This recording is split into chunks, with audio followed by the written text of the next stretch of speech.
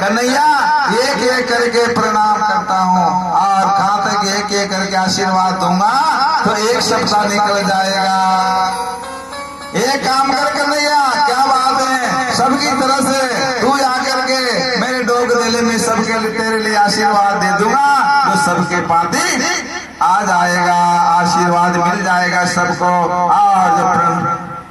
और सुदामा जी आपको याद है कि बचपन में हम कैसे खेलते थे। एक बार हम लकड़ी खेल लिए गए थे और बारिश हो गई थी। गुरुजी ढूंढते ढूंढते पहुंच, गुरु माता ने कहा जब तक मेरे करसन सुदामा नहीं आएंगे मैं भोजन नहीं करूंगी। हम लोगों में कितना प्रेम था सुदामा, आपको एक बात याद होगी, हम सभी छात्र आपको चिढ़ाते थे, हम लोग कहते थे सुदामा जी विवाह करोगे क्या, आप कहते थे मैं विवाह नहीं करूंगा और हम तो महात्मा बनेंगे। वो बचपन की बात है। करसन आप अपने गांव चले गए और मैं मथुरा आ गया अपने गांव। और एक बात बताऊं आपको कि आपको जैसी परम सुंदरी पत्नी मिली, आपने विवाह किया। सुदामा जी बोले देख देख कैसी बातें पूछ रहे हो मेरे से, वो तो नहीं पूछी के कई भीड़ में सब बात पूछ रहे हैं। भगवान बोले सब अपने ही तो हैं, अपने बच्चे बच्चे अपनी रानी, शर्म की क्या बात है। सुदामा जी बोले लाला विवाह बिल्कुल इच्छा नहीं थी विवाह करने की, बहुत आग्रह किया, मोह को विवाह करना नहीं पड़ी हो, माता पिता ने बहुत बात। करसन बोले बड़े कठोर हो आप, बड़े निष्ठुर हो सुदामा, विवाह तो कर लिया, मुझे निमंत्रण भी नहीं दिया। सुदामा जी बोले क्या बात करते हैं, हमारे लिए दिया तेरे निमंत्रण, ये कि विवाह किया मेरे तेने बोल दिया, तेने 16,000 एक साथ कब निमंत्रण दिया तेने। मेरी बात सुनोगे तो आपको हंसी आएगी। शाम 5 बजे भगवान कृष्ण करेगा, शाम 5 बजे तक शादी का कोई विचार नहीं था और शाम को 7 बजते बजते मेरी शादी हो गई। अच्छा ऐसे वो आएगा, बोले नहीं बात मैं तो विवाह ढंग से करता, लेकिन हुआ ऐसे मैंने विवाह की बात पूछी। सुदामा भैया जानते हो मोह क्या मालूम, तेने पूछी मैंने बता दी। कन्हैया अगर यदि आप अकेले होते तो पूछना व्यर्थ था, लेकिन जब आपका विवाह हो गया तो मेरी भाभी घर पर तो है ना, मेरे लिए क्या भेजा है भाभी ने। संकोच के मारे सुदामा का सिर नीचा झुक गया और कृष्ण तो मेरा परम कृपालु, पर इसकी जितनी पत्नियां सब बड़े बड़े राज घराने की है और इनके बीच में मैं पोटली को रखूंगा तो कैसे दिखाऊंगा, इस चावल की पोटली कैसे दिखाऊंगा, सब क्या कहेगी। देखो ऐसा मित्र है इनका। सुदामा जी ने सोचा कि सब पत्नियां कृष्ण जी अपने अपने महल में जाएगी, पोटली को दिखा दूंगा। सुदामा जी बोले अच्छा लाला तुमको याद है हम बचपन में कैसे पढ़िया करते थे, कैसे खेला करते थे। कृष्ण बोला समाधि और मेरे एक गुरु जी महाराज भी कहा करते थे कि शिष्यों में सुदामा बड़ा तेजस्वी है। कन्हैया बोले बात मत बदलो, बताओ भाभी जी ने क्या भेजा है। सुदामा जी ने अरे भूलेगा नहीं तो थोड़े भूलेता है, तेरी तो ये विशेषता है। हम भाभी जी की बात बता रहे हैं और नेक बचपन की बात कर रहे हैं हमसे। भगवान बोले सब मालूम है, लेकिन भाभी जी ने क्या भेजा है मेरे लिए। सुदामा जी बोले एक बात बताऊं तू जा बात पीछे बात में पड़ जाता है ना, उसको छोड़ तो ही नहीं है। आप जानते हो आपके पति द्वारकानाथ बचपन में क्या कहानियां ने बताया। द्वारकानाथ जी महाराज बचपन में गोकुल गलियों में घूमा करते थे, डोला करते थे। मालूम ये काम क्या करते थे, जब गलियों में होकर के निकला करते तो लाला नेक सुनियो तो ये बोल देते कहावत है, हमारी माखन की मटकी नेक चेटी पड़ गई और गोपियों के बीन देते थे। और अब माखन में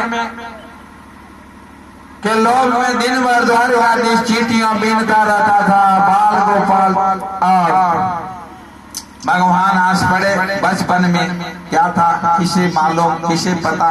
और आपसे भी ज्यादा हमारी पत्नियां जानती हैं और मेरे इतने विवाह हुए इनका मूल कारण भी यही है कि मेरी माखन की लीला से मेरी पत्नियां इतनी प्रसन्न हो गई और जबरन सब पत्नियां मेरे महल में आ गई। इसलिए बचपन में हम क्या थे और हमारी पत्नियां भी जानती हैं, लेकिन भाभी जी ने क्या भेजा है मेरे लिए। सुदामा बोले वाह बात नाई की बोलियो तू, संकोच भी पड़ गए सुदामा जी। प्रेम से कोई चीज मुझे समर्पित करनी है, बहुत मानकर स्वीकार करता हूँ। जो भी जीव मुझे श्रद्धा से स्वीकार करता है और वास्तव में और समर्पित करने वाले भावना का मतलब है वस्तु को दे वही मुझे प्रिय लगता है। और भाभी ने जो भेजा है वो आप मुझे दी। सुदामा संकोच वश देखा और प्रभु ने कहा क्षमा करना, आपको दाहिनी बगल बड़ी ऊंची दिखाई दे रही है। भगवान ने तुरंत उस बगल में हाथ चलाया और उस चावल की पोटली को छीन लिया और पोटली श्री कृष्ण के हाथ में आई। प्रभु के नेत्र सजल हो गए और घुमा घुमा करके प्रभु पोटली को देख रहे हैं। भगवान एक क्षण भी नहीं लगा। सुदामा के घर एक बिलसता कपड़ा भी साबुत नहीं था और पोटली को जब खोल करके मेरे गोविंद ने देखा, आश्चर्य के मारे कृष्ण की आंखें खुली की खुली रह गई। इस पोटली को खोलकर चावल 5 तरह के चावल, कोई मोटा, कोई टूटा, कोई पीला, कोई कैसा, कोई कैसा, 5 प्रकार के चावल उस पोटली में बने हुए थे। इतना पवित्र ब्राह्मण, इतना तेजस्वी ब्राह्मण इसकी गरीबी दूर नहीं कर सका। प्रभु ने एक मुट्ठी चीतड़ा अपने मुख में डाला। प्रभु ने कहा दिया स्वर्ग का लोक समर्पित सुख में सुदामा को देता हूँ। और दूसरी मुट्ठी डाल करके प्रभु ने कहा संकल्प ले लिया कि सारी पृथ्वी में एक क्षत्र सम्राट जो सुख मिलता है वो मैं सुदामा को देता हूँ, प्रदान करता हूँ। लेकिन तीसरी मुट्ठी जब भगवान सुख में डालने के लिए तैयार हुए, रुकमणी ने कृष्ण का हाथ पकड़ लिया और हाथ इशारे से बोली ज्यादा मत खाइए, कच्चे हैं, पेट दर्द करने लग जाएगा, नुकसान हो जाएगा। अंतर इशारे से बड़े बने पड़ते हो औरतों की आदत रही थी यूं गुर्रा जाओ जी, समझ आता है। प्रभु ने इशारे से कर दिया और इतना ही कहा ज्यादा मत खाइए। सुदामा जी बोले रुकमणी जी बिल्कुल ठीक कह रहे हैं महाराज, लाला तू नहीं माने नाय को कुछ हो जाएगा। लाला चावल खा रहे कच्चे खा रहे। प्रभु ने कहा आप कहते हो नहीं खाता हूँ, लेकिन प्रभु ने सुदामा को क्या दिया क्या नहीं दिया बात किसी को पता नहीं और चलने दिया। और उसको सिवाय रुकमणी को भी जानता है। दूसरी बात कि सोवन की द्वारिका में आकर के भी सुदामा एक तो सोना भी नहीं मांगा।